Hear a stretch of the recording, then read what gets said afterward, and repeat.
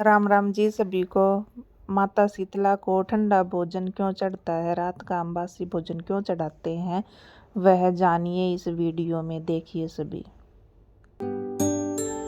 बहुत समय पहले की बात है। एक दिन माता शीतला के मन में विचार आया, बहुत समय हुआ धरती पर भ्रमण करने गए हुए। आज जाकर देखती हूँ कि कौन कौन मेरी पूजा करता है और कौन कौन मुझे मानता है।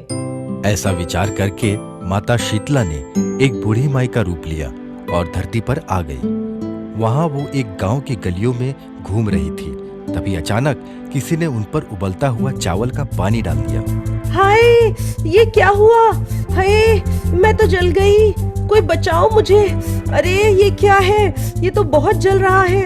अरे मेरा सारा शरीर जल रहा है, कोई मदद करो मेरी। उबलते हुए पानी से माता के शरीर पर छाले पड़ गए। वो गांव में इधर उधर भटकने लगी, लेकिन गांव में किसी ने भी उनकी मदद नहीं की। थोड़ी दूर पर एक कुम्हारिन करवे बना रही थी। उसे माता के कराहने की आवाज आई और फिर, माई, तुम यहाँ आकर बैठ जाओ। मैं तुम्हारे शरीर पर ठंडा पानी डालती हूँ, जिससे तुम्हारी जलन कुछ कम हो जाएगी।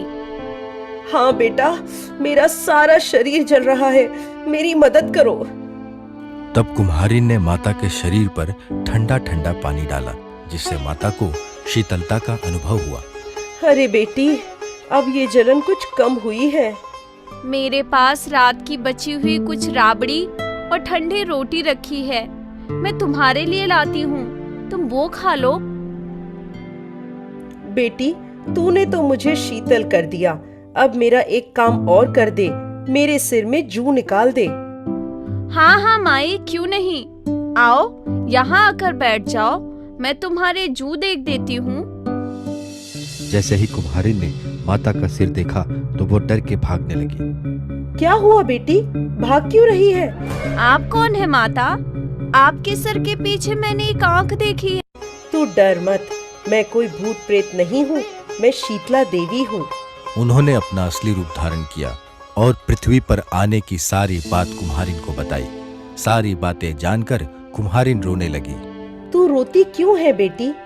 माता, आप मेरे घर आई और मैंने आपको बासी रोटी और ठंडी राबड़ी खिला दी।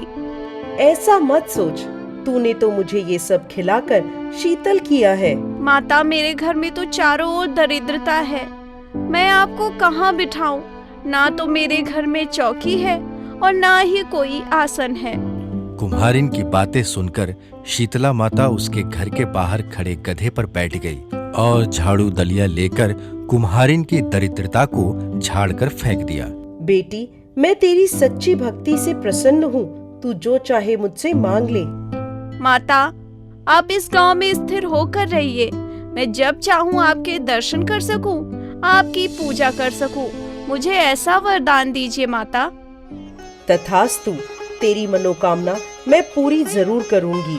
आज के दिन जो भी व्यक्ति मुझे ठंडे जल और ठंडे भोजन का भोग लगाएगा और मेरी पूजा करेगा, मैं उसके घर की दरिद्रता स्वयं दूर करूंगी। इस करवे का जल ले और अपनी झोपड़ी पर छिड़क लेना।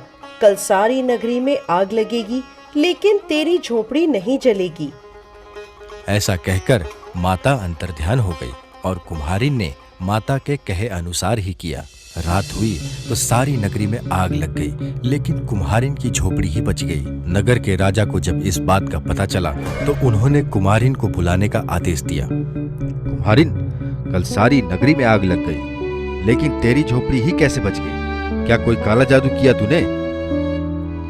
नहीं राजा साहब, कोई काला जादू नहीं है, मुझ पर तो शीतला माता की कृपा हुई है। ऐसा कहकर कुम्हारिन ने शीतला माता की कृपा की सारी बातें राजा को बता दी और फिर राजा ने यह ऐलान कर दिया, अब शीतला अष्टमी के दिन किसी भी घर में चूल्हा नहीं जलेगा और माता को केवल शीतल भोजन का ही भोग लगेगा।